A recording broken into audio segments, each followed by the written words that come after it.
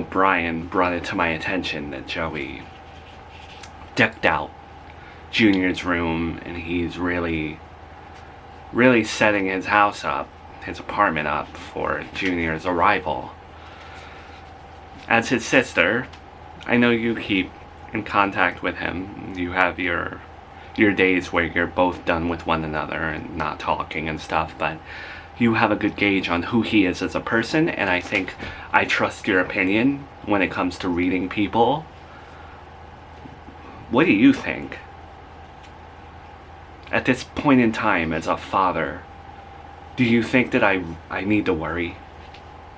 That maybe this time around he's going to be awarded more custody of Junior than I get?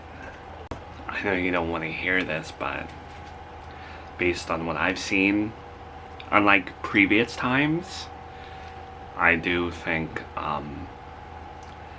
this time around he does have a better chance. I don't know what to say to that then.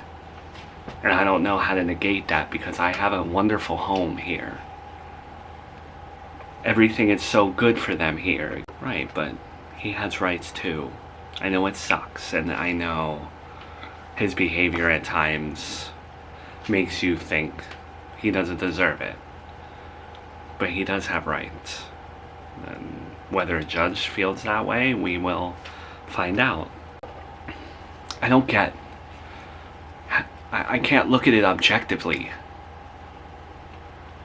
No matter how much change he goes through, Joey, as a father, no matter how nice he makes the room, no matter how improved he is in taking care of Junior, I still focus on the negatives.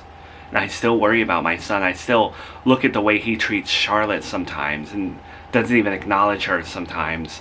And I question his fatherhood still. I don't know how to shake that. I know he's entitled to his son, but I don't want to share. I try to be a good person, but I don't want to share my son with his father. I hate it that Junior asks for him, and I know I shouldn't hate that.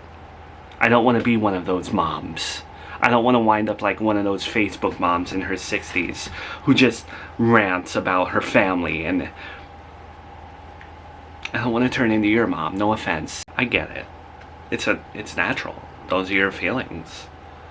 You just need to work on that. There are plenty of people going through the same amount of bitterness, envy. Having a partner, an estranged partner that you don't want in your child's life is not an uncommon situation. Half of marriages end in divorce. That means, there are a lot of marriages out there with kids, and those kids have to suffer the repercussions of that, and there are these situations every single day. You think all these couples get along after a divorce? No. I guess. I just don't see there being a way to coexist. He gets any form of custody, and there's going to be problems. I know I shouldn't think negative and foresee stuff like that, but even when it comes to Thanksgiving, let's say he gets the weekend's custody, and he wants Thanksgiving. How...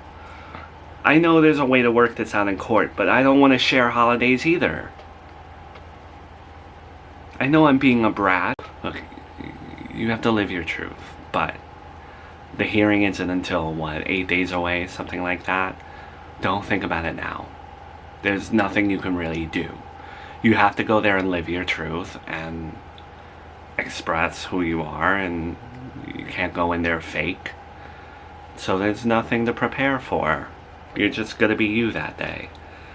And everything here speaks for itself.